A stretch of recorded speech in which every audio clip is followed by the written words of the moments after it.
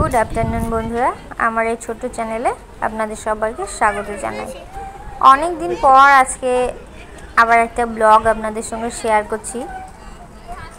YouTube blog করা তো প্রায় ছেড়েই দিয়েছিলাম বলা চলে, কেন কি সব কাজকর্ম করে তারপরে সময়ও হয় না, আর বসে এডিট করে ছেড়ে তারপরে না হয় সাবস্ক্রাইবার না হয় ভিউ, তো সেই জন্যে রাগ করে বলা চলে, বা যাই হোক ছেড়েই দিয়েছিলাম বলা চলে, আর ভালো লাগছিল না।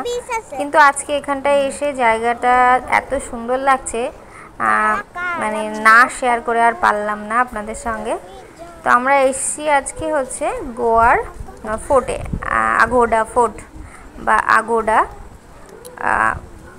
এরপরে আর একটা জায়গাতেও যাব, আগোডা জেল মিউজিয়াম।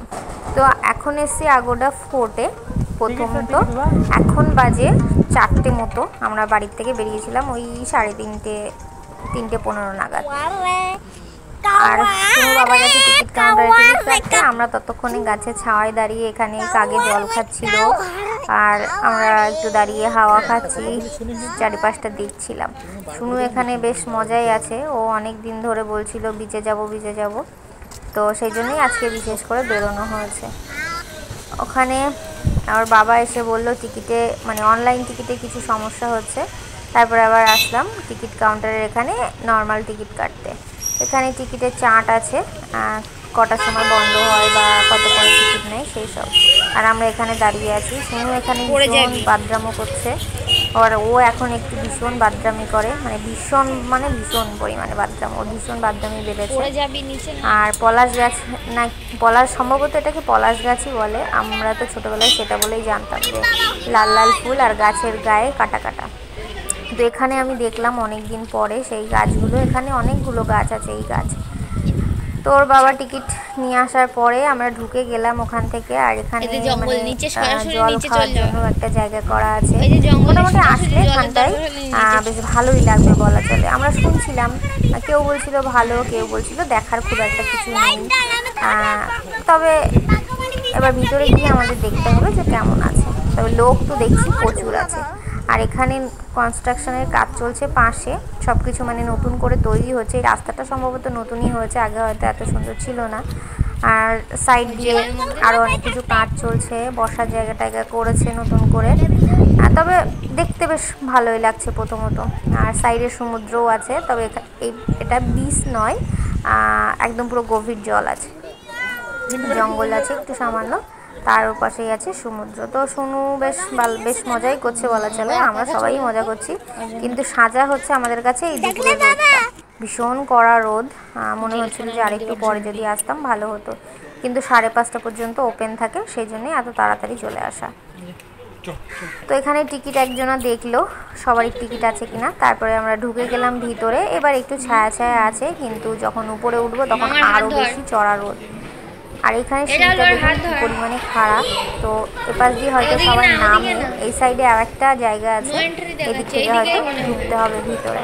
তো চলো আমরা প্রথমত, তারপরে উপরে গিয়ে দেখা যায় কি আছে না আছে।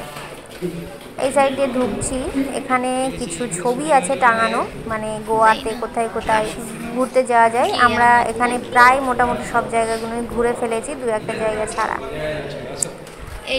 তো এবার রোদের মধ্যে আবার যেতে হবে, এখানটায় কিছু দাঁড়ালাম 2 থেকে 3 মিনিট। আর শুনু এখানে দেখো ভয় পাচ্ছে, ড্রেনের উপর থেকে পা ছুটে একটু ফাঁকা ফাঁকা আছে, ও এইসবগুলো ভীষণ ভয় পায়। আর এখানে কিন্তু এই ইটের ডিজাইনটা একদম পুরো অন্যরকম, পুরো আস্তে আস্তে পাথর মোটামুটি কেটে কুটে একটু চৌকো মতন করে বসিয়ে ঘর বানিয়ে দিয়েছে। আর এটা হচ্ছে জেল ছিল প্রথমে, যেটা আমরা শুনলাম গল্পটা, প্রথমে জেল ছিল, এখন এটা ফোর্ট হয়ে গেছে, মানে এখন মোটামুটি একটা ঘুরতে আসার জায়গা হয়ে গেছে।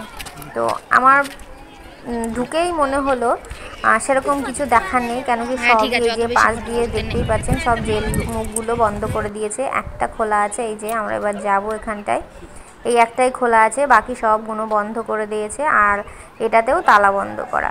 তো এখানে নাকি কায়ামত সিনেমার শুটিং হয়েছিল, তবে সেটা ঠিক না ভুল জানি না। আমার বর বলছিল যে এখানে শুনেছি কায়ামত সিনেমা হয়েছিল। তো ওখানটায় দেখে এসে তারপরে আবার উপরে উঠছি। মানে এখানে 2-3টে ফ্লোর আছে, খুব বেশি উঁচুও না বা খুব বেশি নিচুও বলবো না, তবে 2-3টে করে ফ্লোর করা আছে। আর পাশ দিয়ে বড় একটা, মানে এই দুর্গটার পুরো চারপাশ দিয়ে ভীষণ বড় একটা ড্রেন, মানে ভীষণ বড় ড্রেন বলবো না, ওটা ড্রেনের চাইতেও বড় ভীষণ একটা এরিয়া আছে। তো আর এখানে যে জায়গাগুলোতে ছোট ছোট এই যে ফাঁকা ফাঁকা করে রেখেছে, এগুলোতে সবাই দাঁড়িয়ে সেলফি তুলছে, কিন্তু আমাদের ভাগ্যে আর এই ফাঁকা জায়গাটা জুটিনি। তার আগেই সবাই এসে বুক করে নিচ্ছে। যারা কাপল এসছে তারা তো মোটামুটি ওখানে দাঁড়িয়ে 100টা ছবি তুলছে। ওরা জায়গা আর ছাড়বেই না, একবার হাজব্যান্ড, একবার ওয়াইফ, একবার গার্লফ্রেন্ড, একবার বয়ফ্রেন্ড, ওদের জ্বালাতনে আর আমরা ছবি তুলতে পারিনি। তো যাই হোক, ওরাই ছবি তুলুক রোদের মধ্যে পুড়ে পুড়ে। আমরা একটু ছায়া দেখে দাঁড়িয়েছিলাম। তারপরে এখান থেকে যে ফোর্টের ছবিটা মোটামুটি পুরোটাই দেখা যাচ্ছে। তারপর শুনু এখানে ভীষণ জ্বালাতন করছিল, এদিক ওদিকে দৌড় মারছিল, ওর বাবা আবার কোলে নিয়ে খানিকক্ষণ দাঁড়ালো। আর সত্যি কথা বলতে এখানে আসলে রোদের মধ্যে পুরো একেবারে ভাজা ভাজা হয়ে গেছি আমরা। আর হেঁটে হেঁটে একেবারে আমাদের পা শেষ, পুরোটাই হেঁটে হেঁটে দেখতে হবে। আর উঁচুতে তো উঁচুতে উঠতে একটু কষ্টই হয়। তারপরে আবার এই দুপুরে রোদ, পুরো মাথা আমাদের চক্কর দিচ্ছে, চোখ মুখ অন্ধকার হয়ে যাচ্ছে। ভীষণ বড় এরিয়া, আর তার মধ্যে ভীষণ ঘুরতে, মানে রোদে ঘুরতে হচ্ছে। আর আমরা তো নিচে তো ঘুরিনি এতটা, জাস্ট অল্প অল্প দেখেই চলে এসেছি। মানে দেখলে বোঝাই যায় যে ওদিকে আর যাওয়ার সেরকম কিছু নেই। তো এই যে অতি কষ্টে আমরা এই জায়গাটা ফাঁকা পেয়েছি। শুনু আর শুনুর বাবা এখানে দাঁড়িয়েছে, আর এই পিছনে সমুদ্র দেখা যাচ্ছে ওখান থেকে। ভীষণ ডেঞ্জার জায়গা এটা, একটুখানি স্লিপ করলেই একেবারে পুরো জলে। দেখুন জঙ্গল, তার ওই পাশে মানে একেবারে কি বলবো, চোখের শান্তি বলা চলে এই জায়গায় আসলে। ভীষণ সুন্দর হাওয়া হচ্ছে, কিন্তু ভীষণ ভয়ও আছে, একটু স্লিপ হলেই একেবারে জঙ্গলে পড়বে। আর ওখান দিয়ে জল ঢুকতো। তবে রোদের জন্য আমাদের ভীষণ কষ্ট হচ্ছিল। তো যাই হোক, শুনুর বায়নাতে তো আমরা এসে বেশ ভালোই এনজয় করছি, কিন্তু কষ্ট হচ্ছে ওই একটাই রোদ্রে, তাছাড়া আর কিছু নয়। তবে এটা যদি কড়া শীতের মধ্যে আসা যেত তাহলে খুব ভালোই হতো। এখানে দুঃখের বিষয় খুব বেশি শীতও পড়ে না, প্রচণ্ড গরম, তো একই ব্যাপার। তবে আর কিছুদিন আগে আসলে আমাদের ভালো ছিল, কেন কি সেই সময় একটু ঠান্ডা ওয়েদার ছিল, আর এতটা গায়ে রোদ লাগতো না, মানে এতটা চড়া রোদ লাগতো না। এখান থেকে দেখতেই পাচ্ছেন আপনারা, মানে ভিডিওতে কতটা সুন্দর জায়গা। আমি জানি না কেমন দেখাচ্ছে ভিডিও করার পর, তবে খুব সুন্দর লাগছে দেখে, তো খুব সুন্দর, শান্তি লাগছে। শুধু একটাই অশান্তি, সেটা হলো রোদ্দুর। একটু মেঘলা ওয়েদার হলে আরও একটু বেশি ভালো হতো। আর সমুদ্রের হাওয়ার এত আওয়াজ হচ্ছে এখানে, সমুদ্রের জলের সঙ্গে হাওয়ার যে আওয়াজ, এত সুন্দর আওয়াজ হচ্ছে, পুরো মিউজিকের মতন কানে আসছে। আর যতটা চোখ যাবে ততটাই পুরো জল। তারপরে ওখান থেকে আমরা চলে আসলাম ভিতরের দিকে। এবার দেখবো এর মধ্যে আর কিছু দেখার আছে কিনা। খুব বেশি দেখার, সত্যি বলতে খুব বেশি দেখার কিছু নেই, জাস্ট এই বলে না নামে কেটে যায় কিছু কিছু জিনিস, তো সেরকমই হয়েছে।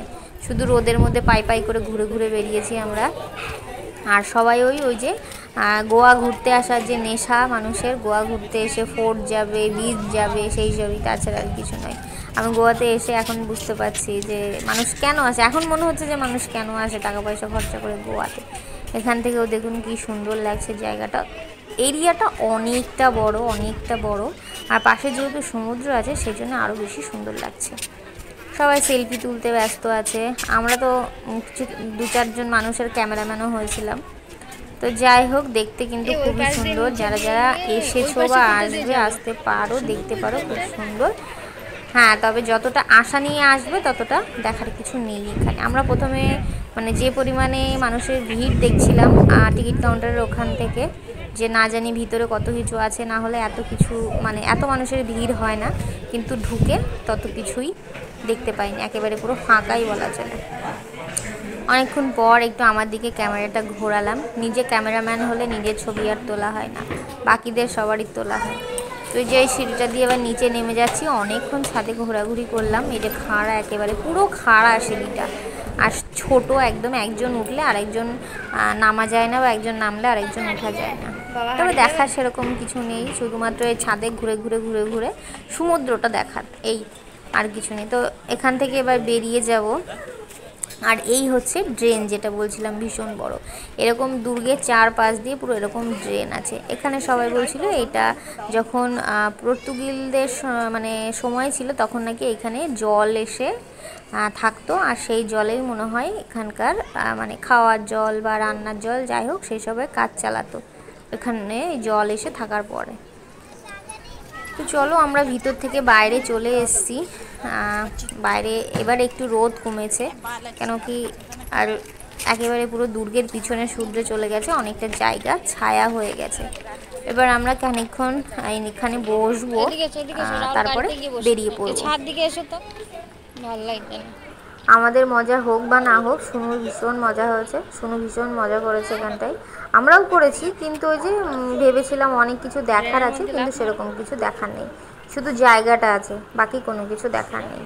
আর এখান দিয়ে এটা হচ্ছে সমুদ্রের জল চলে যাওয়ার, মানে এখানকার পুরো জায়গাটার জল এই ড্রেনটা দিয়ে চলে যাবে সমুদ্রে। আর এখানে নতুন করে এসবগুলো বানিয়েছে, পাশেও আরও কিছু টুকটাক কনস্ট্রাকশনের কাজ চলছে, এই বসার জায়গাগুলো নতুন করেছে।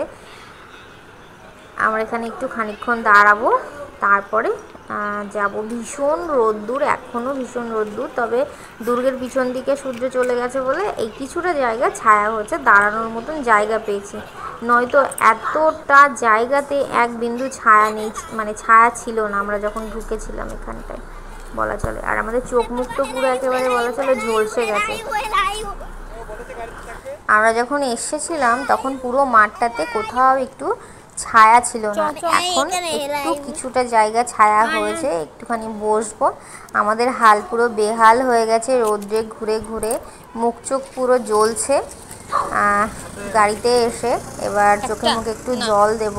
আর শুনু জুসের জন্য বায়না করছিল, তো আমার একটা দোকানে দাঁড়িয়েছি রাস্তার পাশে, এখানে অনেকগুলো দোকান আছে আর ক্যাপ ট্যাপ আছে, কিন্তু দাম প্রচুর। আমরা একটা ক্যাপ নেব বলে ভেবেছিলাম, জিজ্ঞাসা করলাম প্রচুর দাম। একটা শশার দাম করলাম, সেটা বললো 50 টাকা, ভীষণ দাম। আজকের বিকেলটা আমাদের তো বেশ মজা করেই কাটলো। তো এবার বাড়ি যেতে হবে, আর শুনুকে এখান থেকে বুঝিয়ে বাজিয়ে নিয়ে গিয়ে সামনে গিয়ে একটা জুস কিনে দেবো, এখান থেকে কিছু নিয়ে খাওয়া যাবে না। তো যাই হোক, চলো, যদি ভালো লাগে আমার ভিডিওটি তাহলে সাবস্ক্রাইব করে পাশে থেকো। বাই।